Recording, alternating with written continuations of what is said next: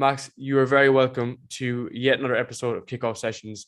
I've loved following your work all around personal finance, wealth, and understanding debt, understanding our money. And it's just been super awesome for young people. And I think really getting a grips of this stuff is difficult. That's where a lot of the value comes in it. And I'm super excited for our conversation. Yeah, likewise. I'm happy to be here, man. Yeah, of course, of course. Can you give us a small bit of background into like your background in kind of finance and where you've got onto this kind of path because you've been building for quite some time, you're building up this audience and providing some really valuable information around finance to people. Yeah, for sure. So I've been in the industry for about 7 years now, and I kind of have moved in different types of jobs up until leading the point that I'm in right now. I started out in the industry working in investor relations, and then from there, I had moved into the financial planning space. First, starting as an associate, and then working as an advisor. From that point, I worked as a VP at our boutique firm, One Wealth Management, for a couple of years. And up until recently, I've actually transitioned out of that to start my own RIA as a fee-only advisor. So it's been a long process getting to this point. And the reason why I'm at this point right now is because of this push that I currently have to make sure that everyone understands the complicated financial world that they live in. And they can do so as simply as possible, so easy that a fifth grader could be able to learn it. I'm right now advising clients right now on how they should be managing and planning out their future goals with regarding to finances. And then right now, I'm just pushing the message of getting everyone as educated as possible. And over the last couple of years, the latter has created a lot of good traction for myself because I've just been giving free information to everyone. And that's how we connected via LinkedIn. So here I am now. Yeah, man, that seems to be the approach, offering free content, building up your audience, and then, you can build your business around it. And taking that leap must have been difficult for you because you're working in the finance sector.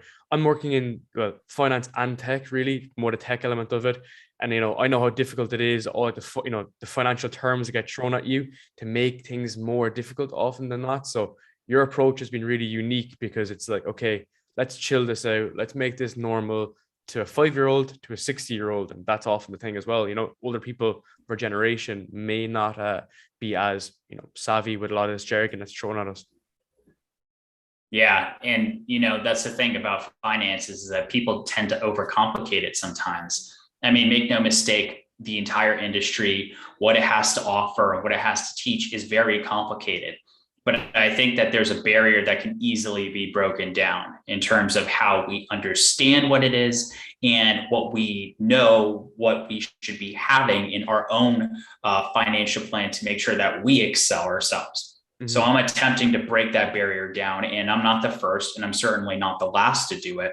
But everyone has their own approach to teaching this, and everyone has their own approach towards our business model. And the way that I have been positioning it is that I have been with enough large institutions to know what the good, the bad, and the ugly, and then just taking only the good and creating that for everyone else, and to do it in a way that they can understand it for themselves, because there's a lot of complexity, there's a lot of miscommunication, and as a result, there's a lot of distrust. So we have to make sure that we as financial professionals are the ones that we can be able to gain that trust back by always working our clients' best interest and to be as transparent as possible with what we're teaching them. Of course. And trust is everything when it comes to, business, buying products, buying customer service or whatever. And especially when it comes to managing money, it's all built around trust and building up that reputation. So whether it's pushing your content online or whatever, it's been a good way to get that platform. Where I wanted to start was with an interesting post you had during the week. So a lot of your stuff I think is great, and I had to condense down to one. And one of them that I was following was, if you have 1 million in assets and 1 million liabilities, you have zero net worth. However, if you have $1 in assets and zero in liabilities, you have $1 of net worth. I know that's an interesting perspective because people think the more you earn, the more I can spend and the more flashy it gets, and we start buying things we don't necessarily need. So what's even your thoughts on that in a simplistic way of like how to manage your wealth and how to understand how much money you really have? Yeah. And I think it was an interesting post too, because I don't think the real estate community took that one too well, because I guess that they had interpreted that $1 million in debt is bad, but it was kind of missing the point that I was trying to articulate. And it's not saying that too many assets is good nor bad. Neither is too much debt is bad or good. The point is how you use them. And it's the how in that where you could be able to tailor that into your own situation. And someone with $1 million of debt, it may actually work for them, or having zero of it may work for something else. But the point of that is to really show that finances is very complicated, but if you really put 2 and 2 together, you realize that it's a lot more simple than we think. But I think that what that post really drew on is that everyone has a different way to approach it. And I saw that really well. And that is very reflective of how people view their finances. Everyone looked at that post, and I had 5 different ways of looking at it, maybe even more. And it just shows that everyone approaches it the way that they are taught, how they learn about it, and really how they manage their money. So it's good to see how people react to it, so that it's a reminder for you that not everyone requires the same solution for them. It's so interesting because the debt element is such a big, talking point, because some people say, you never want any debt. Speaking of which, actually, my girlfriend's always saying, you never want any of debt. But my idea is that, if you can afford it, if you have a bit of income and you're able to leverage it to maybe build your business, or if it is in real estate or whatnot, you're essentially turning it into a moving and working asset. So there's different ways to slice and dice it for sure. And that's where it gets more complicated. You need kind of people that are understanding both sides of the coin. And I've seen it myself, with people, even like my parents or whatnot, who are just earning a certain salary. It doesn't make sense for them to take on additional debt. Whereas for other people, it may be better, but really focus around like young professionals. How should we approach our finances, especially when we start taking our income, our first salary is pretty low, in around $2,500, $3,000 at most, often. How should you think we should approach that from a mental aspect? I think we should approach it kind of what you were talking about before, just like how you were viewing debt, right? Like, some people say that debt is good and some people say it's bad. The way that I see it is that money, your income, debt, they're all just tools. They're all just things that you use, right? They are not a reflection of who you are. How you use it is a reflection of who you are. If you take on too much consumer debt for yourself, you're a reckless person. If you take on consumer debt in the pursuit of paying that back next month, you might be a responsible person, right? If you take on consumer debt for the purpose of building up rewards, you might be a little more responsible than that first person that took on too much consumer debt. Mm-hmm. So the thing that I like to remind people is that money doesn't make you evil. What you do with money makes you evil. If you inflict pain onto people with that money, it makes you a terrible person. So going back to your question of what should we do? What's step one? It's just understanding your why. Like when you make income through yourself and you want to put your money on the side, ask yourself, okay, it's awesome that we got to the first step of we're putting money on the side for a financial plan, but why are we doing it? Mm-hmm. And the reason why I tell people to do that is not so much that we can create a roadmap for it, but really to give you the motivation to do it again and again and again. Because I think just saying to yourself, I want to save, 20% of my income just because I know it's a responsible thing, I don't think that's a compelling argument for you to do that over the next 20 years. Yeah, I was going to say that, like, if you give yourself a compelling argument, like, hey, I'm going to put 20% on the side because I know it's going to give me options. They're going to give me flexibility. And then that in turn is going to give me more freedom. That's going to give you more motivation than ever to put that 20% on the side. I completely agree. Like having that kind of why and understanding of like, where's the end goal? And I think it comes from just having like just goals set up. And I think when I was younger, like really young, like 19, 20, 21, I was always traveling during the summer, but I had to earn my money to go traveling. So if I wanted to do 6 weeks, 8 weeks, 12 weeks, I had to do those hard hours and part-time jobs to do it. So I could always spend a year working hard to save, working hard, working hard. And that became my why. And as I became older, started traveling a little bit less. And then I had the same goal. It wasn't the same goal of going traveling, but it was like, okay, this is the idea that I want. Let's say I wanted to build a business and I needed to have X amount of money. I was able to use the earlier tendencies of save my wealth because I wanted to do something to now having this new reason why. And I made it so much more easier instead of saying, I need 20%. And then you're going out a night out with your friends and you're like, oh, I'll dip a small bit into it because there's no end goal. And I don't know, should there be short-term and long-term goals? But I was often setting short-term goals as I was younger. And now I have a combination of both. Of things in the short term I want to hit, and I have longer term goals then that are, it's kind of more like comfort. It's like, okay, if I wanted to go and build myself, I have this nest egg that say that I can bide myself some time. And that became really valuable to me. And I learned it indirectly, let's say. Yeah. And that's a good strategy too, because if you use it all in one place, it can be very inefficient for what you're trying to do. Because they have the saying, don't put all of your eggs in one basket, right? And they say that because what people want you to do is to be a little conscious of the dangers in doing that. Because if you leave it all in one single location, so let's just say if you leave it all for long term, like what you were doing, but you leave nothing for the short term, what happens there? Let's say you invest everything in the market, okay, and they're all for the long run. And you say to yourself, okay, I want to invest this in the future. And this is going to be 20 years from now. But then tomorrow, you lose your job and the economy goes bad.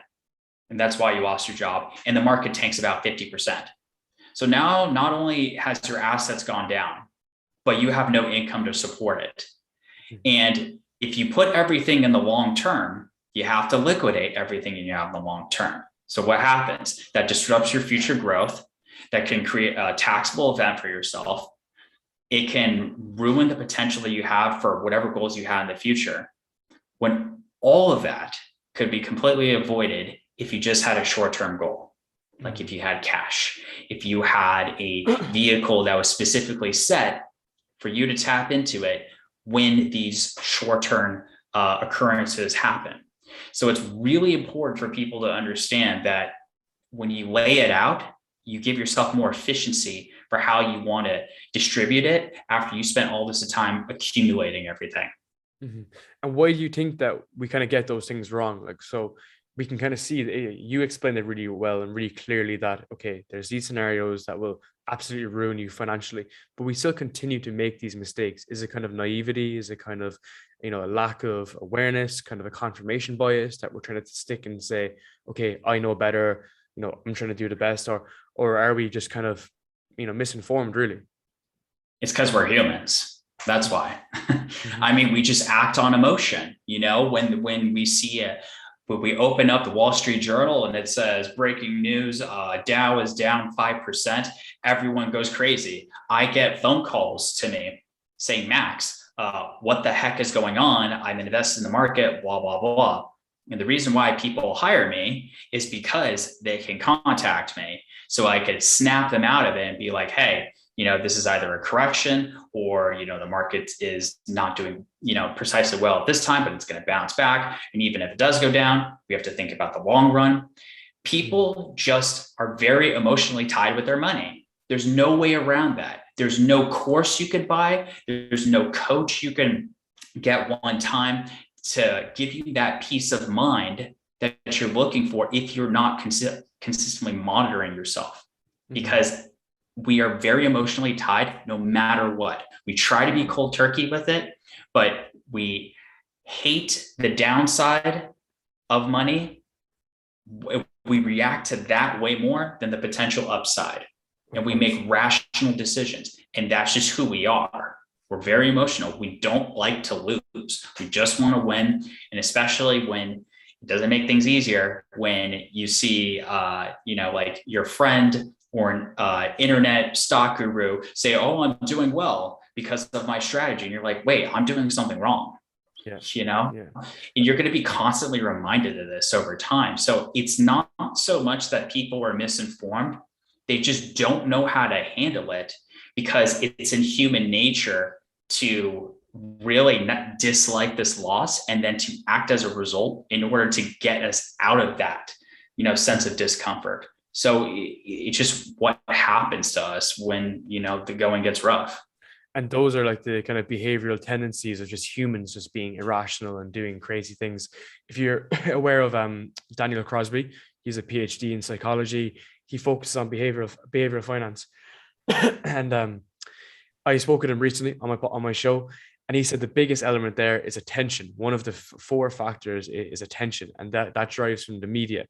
And the media is what pulls a lot of these crazy decisions that we make.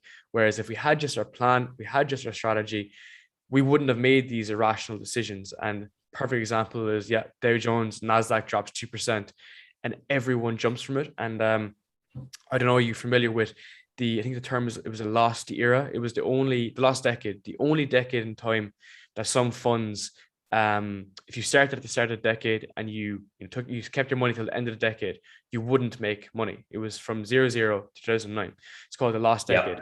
But there was one fund that actually made money. So if you started in 2000 and you kept 2010, you would have made money.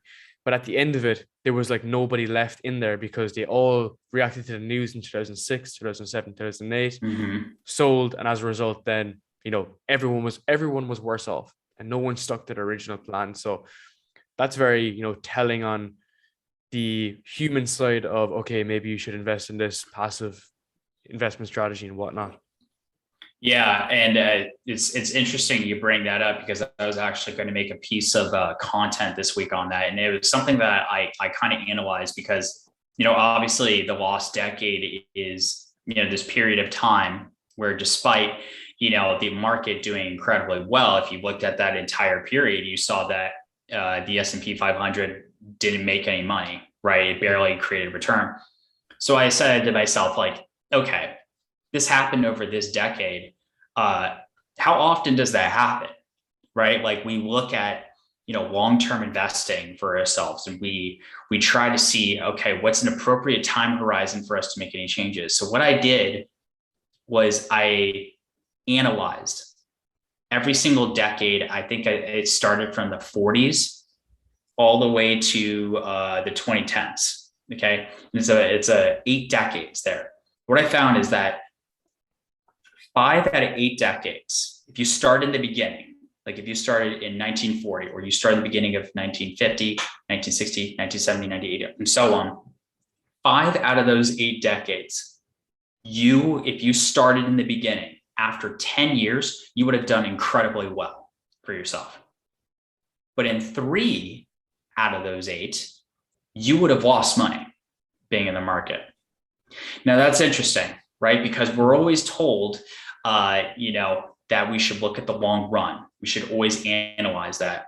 And what a lot of people try to say is, well, you know what? You should look past 10 years. We should look at 20 years. We should look at 30 years. And they're right. We should look at 20 years or 30 years or beyond.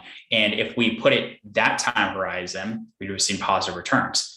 But here's the thing that people don't realize, and it kind of comes back to my job, is imagine you as an investor, you had an investment strategy and you were investing in this, layout that you had, your portfolio, your plan and whatnot. 10 years of your life go by. You've been investing, not making any changes and whatnot, just focusing on the long run. After 10 years, you look back and you see that you're losing money. Do you seriously say to yourself, hey, it's the long run, let's hold this out another 10 years? I guarantee you, most people will say, no, I want to make a change. I want to do well. My buddy did well over the past 10 years. Something is wrong. Mm-hmm. So while people like to look at a 30-year scale or a 20-year scale or however long it is, okay, the reality is that we are humans in between. Each year is 365 days where we're either thinking about money, hesitating about money, and we have to think about those short-term impulsions that we have in between. So while it's easy to say, hey, just invest over 30 years, try doing that over 10, lose money, and tell me how easy that is to do that over 30 years. Crazy. It's crazy. And if you looked at that just from purely the return element, you'd say, okay, of course, I'm going to take my money out in 10 years. But imagine throwing in your life in there. So as you get older, you may want a house, you may want a kid, you may have a kid at this stage, you may have a wife and things like this you need to support.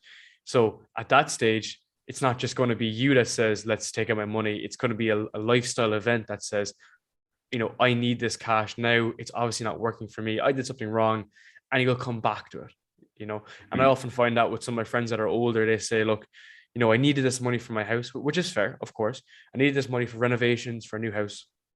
And when things are settled, I'll start investing again in the market and start doing it again. How do you proportion that in your head and think that like you should anticipate future events? Because I find that quite difficult as well, because even though I have proportion, which is liquid cash or whatnot, and I have longer term views, I still think that there's some black swan events which could disrupt the entire nature of it. Yeah, well, that's where the planning comes into play, right? Because what you have to say to yourself is, when these black swan events happen, when the market goes down, when the economy isn't doing well, we know that the best way for you to compound your investments over time is just to not touch it. And it's to actually let it compound and not disrupt it whatsoever. I think Charlie Munger might have said that famously, but when we say that, then we have to say to ourselves is, how long can we hold out for until it's like we need these types of investments? Like for me personally, I have enough liquidity to help myself for a year without me touching my market funds, right? And I purposely did that for that reason, because I understand that if I want these historical returns to compound on each other, I can't disrupt it. I can't change it. I can't, make any changes that would, create or disrupt that growth in general. So you have to reflect on yourself and say, you know what, if the market does go bad, how long can I personally hold out for? And I think that's where the risk tolerance comes into play, because I feel like as us young people, we can hold out for a long time. But if you're close to retirement, that's not going to be as easy to do, because you're about to make distributions from your funds in the next couple of years. So you need a liquidity to help you make sure that you're not tapping into there. So it's all going to depend on how you feel when those market fluctuations happen. That requires a deeper analysis and just understanding how you are. Mm-hmm. And you mentioned something great there about that kind of framework and risk. So for a lot of people, they don't really understand this or whatnot. So how do you kind of like mitigate against these risks? So having that emotional element of it, and often removing the emotional element of it, but what type of mitigants would you look at, let's say, to make this as less violent to your finances, let's say? It's why my clients hire me in the first place, because they need a secondhand opinion. They need a sense of accountability. And I think that to assume that you can do this alone is what's going to cause you go in the direction that you're not going to want to go down. It's good to find a partner. And I'm not saying you have to hire a financial advisor. It could be a relative. It could be your best friend. It's someone that you work with, because they need to see eye to eye with you to push you back into shape and to kind of snap you out of it. Because the more you talk to yourself and the more you say, I can't do this, I can't do this, the more that becomes who you are. So getting an alternative standpoint is what's going to really help you get back into the framework. Okay, this is why I'm doing this. I knew this was going to happen. I knew that these occurrences were going to put me in this position. How am I going to snap myself out of it?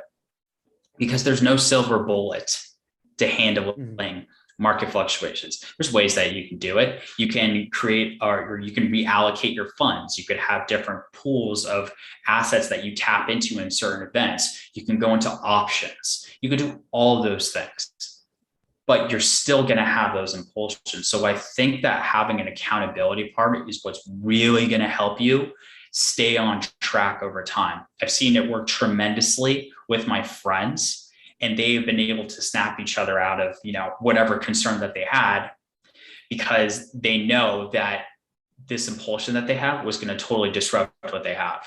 Mm-hmm.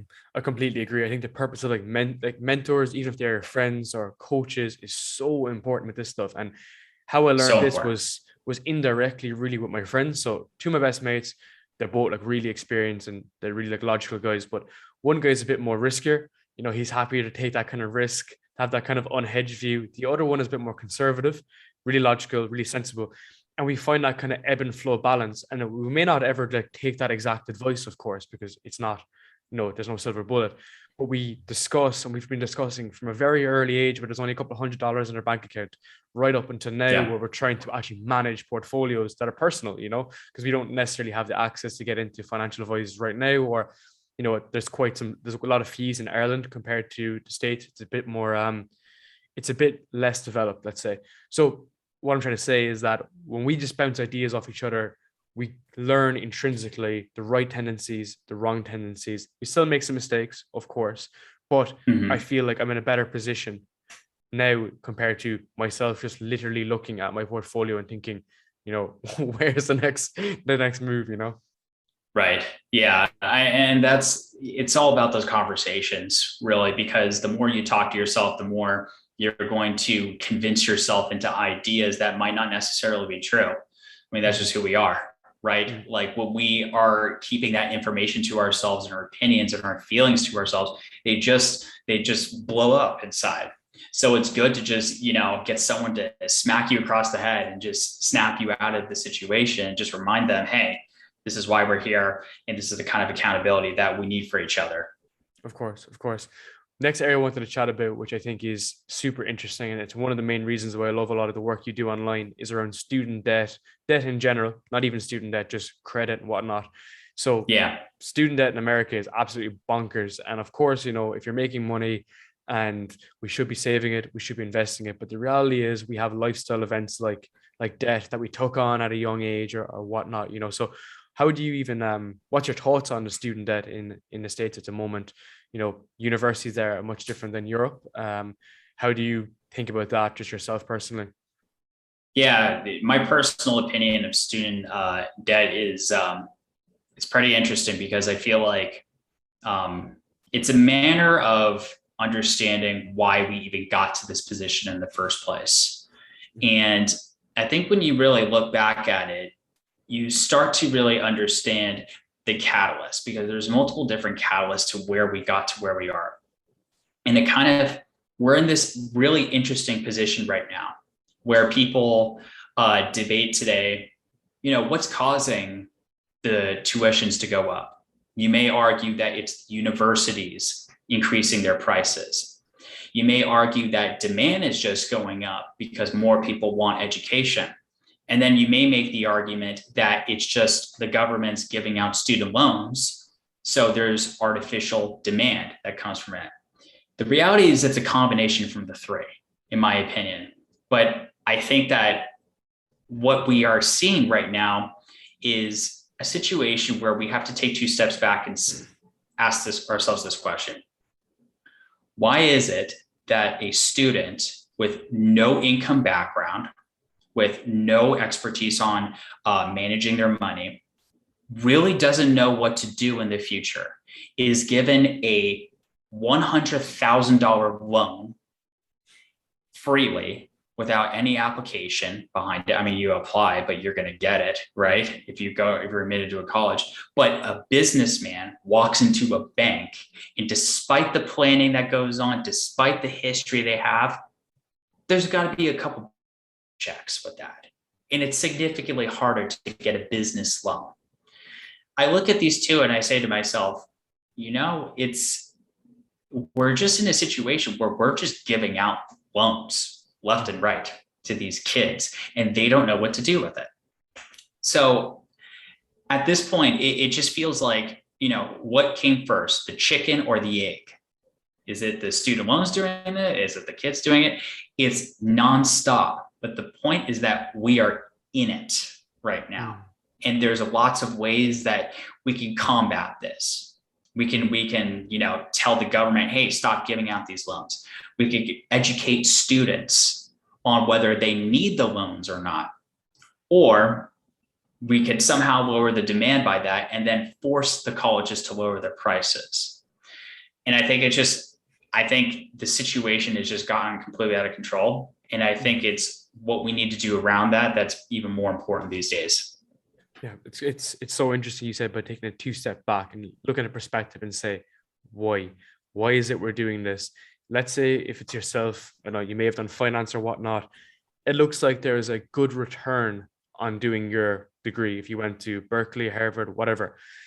But for a lot of people, there may not be that same return of 300, 400K loans that they need to leverage up on, and that's what I think is so interesting. It's like, where's that break even point and that inflection, and, completely honest with you, when I finished my course, which was business information systems, so it's essentially half between business and software engineering, I wanted to move into finance and I couldn't break into it. Like, of course I couldn't, because I had no real background in it. And I was looking at a master's in London, in University College London, UCL, and it was 50,000 Great British pound, which is like $85,000 maybe, or 80K. And I remember being ready to pull the trigger on it and just thinking to myself, saying, what is actually the return from this? And to be honest, I could have ended up in some sort of, financial analyst role, investment banking role, something like this. And I would have probably made it back long term. But at that point, I just thought to myself, it just wasn't worth my own approach, because I'd have to create this 5-10 year payback scheme. And I just didn't want to do it, and I think that was a big turning point for myself. I ended up getting into where I wanted to go to anyway. So I was probably better off in the long run, but how do you think people should really approach it when they do take on that loan and think, okay, now I got to figure out a way to manage my life around this big liability? I think what people need to ask is, when we challenge the concept of college, okay, like you could, a popular theme in LinkedIn is that like degrees don't matter, right? Or it's not about, I learned so much more outside of college than in college, right? So when I say to myself, and I have these arguments with people all the time online, and I've come to this conclusion for myself. I say to myself is, in what situation does a degree make sense? Okay. Because I'm not going to sit here and say that it doesn't make sense to go to college. That's nonsense. Okay. So like there's certain people that go to college and they absolutely need to go to college. A doctor. And a doctor, a dentist, or a lawyer. It's really those 3 areas where you absolutely need it. Why? Because of medical school and law school. There's no way you're going to be able to get into a good area or really just get that degree without that type of knowledge. So those areas, I know you need to take a student loan out if you don't have it and you need to go in there. But if you're trying to be a journalist, a marketer, all these different professions, we have to ask yourself is like, okay, what you get your college degree, but do you really need it? And it's like, why do we even need our doctors, dentists, or lawyers to have degrees? Because when I take the service of an attorney, a dentist, or a doctor, I better know from the back of my mind that they have a college degree. I'm not going to take a service from them if they don't, right? I mean, this is why I got my CFP designation. I didn't really need a bachelor's degree, but the CFP board unfortunately requires you to have a bachelor degree. But I got that CFP designation because I could rest assured to my clients that I'm going to be working in their best interest, right? Mm-hmm. So when I hire a doctor, I know from the back of my mind, hey, this guy has a degree from this school. He is certified to do it. But I'm never going to hire a marketer and say, hey, what college degree do you have? That's irrelevant because I'm interested in their strategies, more importantly. And then there's things in being a doctor or being an attorney, like your health or just liability, that we fear so much for ourselves that goes into our livelihood, versus everything else is more an addition to our personal life or business life. So I think that when we start to question these things, like whether college is a good idea or not, or whether it's good not to take the student loan, I think getting a plan first and foremost is important. And that starts with getting the kids the right guidance to make those decisions. And that is something that we need to fill. How we should do it is an ongoing debate in financial literacy today. Mm-hmm. Yeah, I completely agree. Like the doctors, the lawyers, the dentists, it's your health, and it's a bit more severe than a marketing strategy. Not the shit on marketers, but as in you can learn that intrinsically, on the ground and get better at it. What I wanted to ask as well was around, managing your credit. So if you do have loans and whatnot, how should you kind of balance this with your income? So it can be quite difficult to, nail those repayments.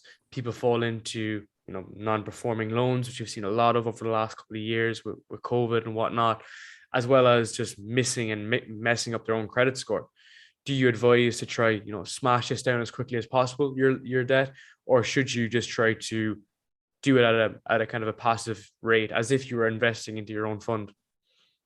Yeah, and that question is ultimately going to be tied into their specific situation, because I don't want to tell people you should just go all in on the debt, do nothing for investing, because depending on how your student loans or your credit card loans or whatever loan you have is structured, is ultimately going to reveal to me what you are capable of doing.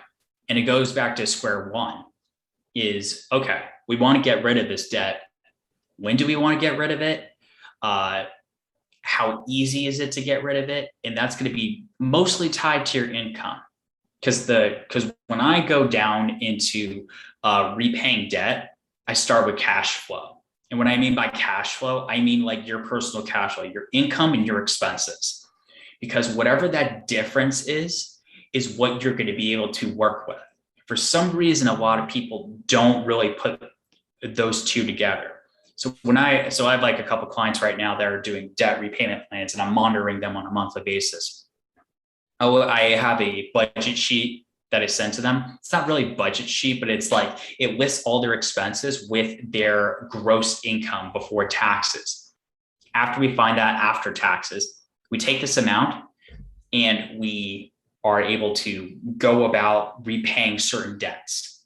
We can either go with the snowball effect, which is where you take out the lower balances first, or the other way around, where we go with the high interest payments first. That's going to be dependent on how the loans are structured. If even before that, though, you don't have any positive cash flow, that's where budgeting is going to have to come into play. And that's where a Dave Ramsey approach is going to be in your favor, because while I personally don't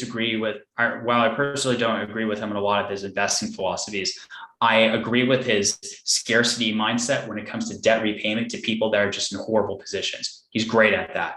So you have to be able to understand, with the income that you have, you're either going to increase it or you're going to make adjustments to your budget. Mm-hmm. For most people, they can't just, instantly increase their income. So that's why they focus on the expense part.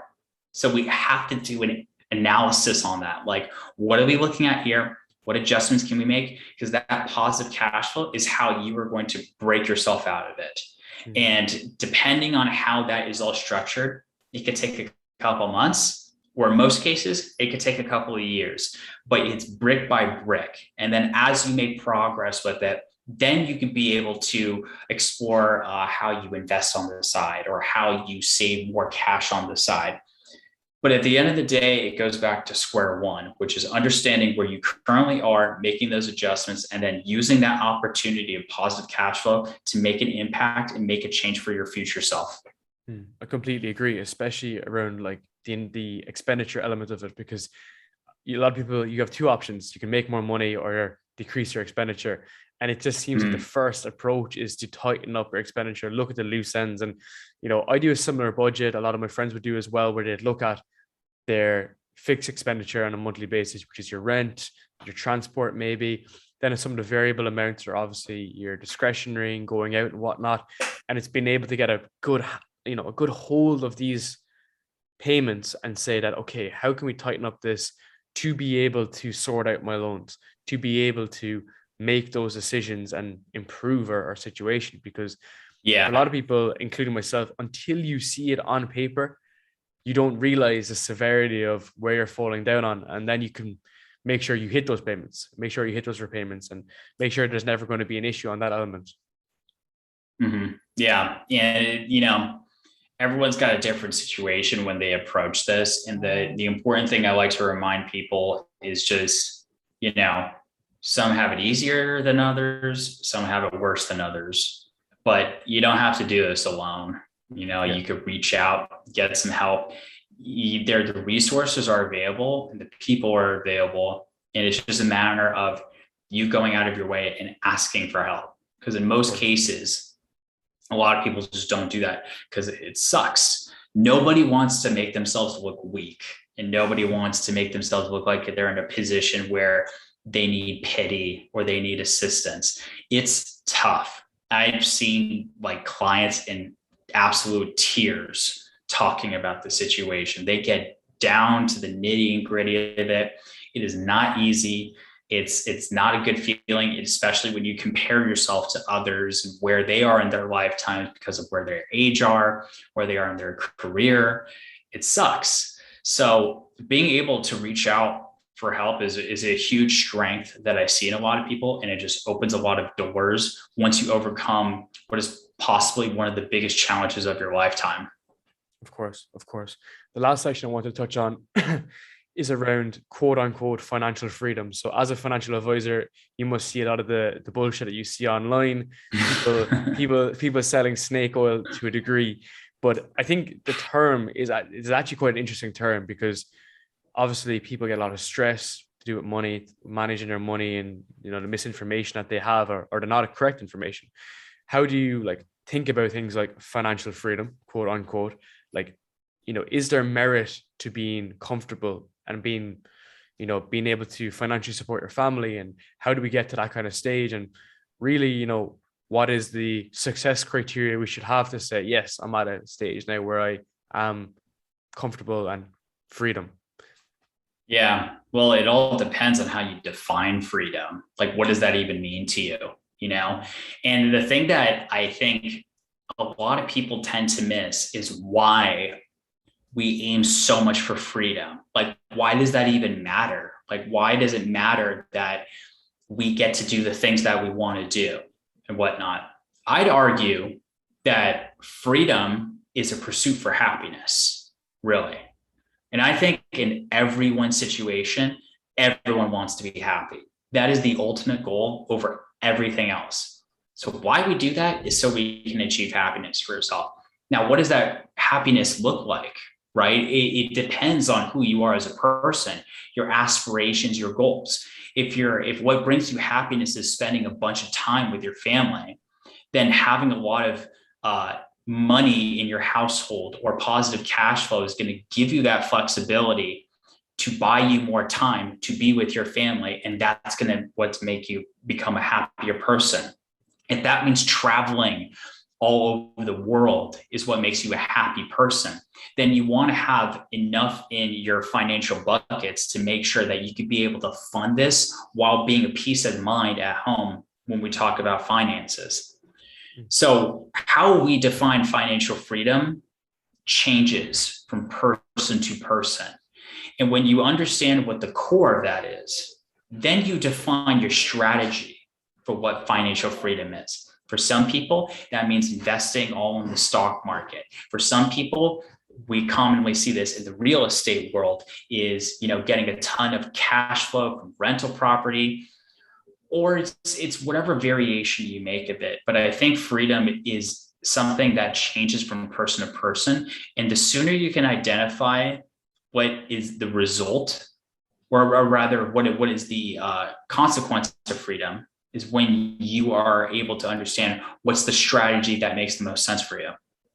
Completely agree. I completely agree. Defining success like a success criteria, and that's kind of my software kind of development kind of mindset. It's like, okay, what's the acceptance? What do we want as the end goal, you know? And for me, it was often alleviating the stress, you know, like the worry for tomorrow, if you will, you know, being able to enjoy today and also enjoy tomorrow, Mhm. as the, you know, the opposite as expression goes. Max, I'd like to say a massive thank you. I really, really appreciate, like, you know, all your help and your feedback. I think, you know, Yeah. for your existing clients, like hopefully, you know, they get these insights, because this has just been super, super helpful for me. I think people of my generation, guys 23, 26, 27, and girls, this will be hugely informative and really helpful, because a lot of this is just not given to people in college or university or school. If we taught personal finance to younger people, they would be able to come out with the right approach. But I suppose there's a reason why it's not being taught in schools. But if there was, we'd have a better mindset coming out of university. Yeah, yeah, I appreciate hopping on. Just kind of one last thing that, I'll say to, your audience is something that I like to remind to people is that, when you deal with finances, you don't need a financial advisor in your life, or you don't need, just like you don't need a financial coach, just like you don't need to buy that financial course that you find online. But more importantly, just like you don't need to do this all by yourself, Mhm. but it's about understanding what you need. And as long as you're addressing those needs, it's going to help you find that, sense of happiness, and it's going to bring you closer to your wants. But the sooner you identify that, you're already on a head start compared to most from what I've seen. Of course, of course. And before we wrap up, where can people find, you know, your details and your information? Yeah, so you can most likely find me on LinkedIn. It's just Max Pashman, or you can find a lot of my content through the search bar at #PashMoney. Also, I'm launching my website. It's not live up yet, but it'll be coming shortly. So find me on the LinkedIn website. You'll find all my content, my profile, everything. You'll have my contact information. And I encourage people to reach out if they ever have any questions. There's no charge or anything like that. I'm open to helping anyone out, whatever their situation is. Awesome. Max, thank you so much for your help. I really appreciate it. Yeah.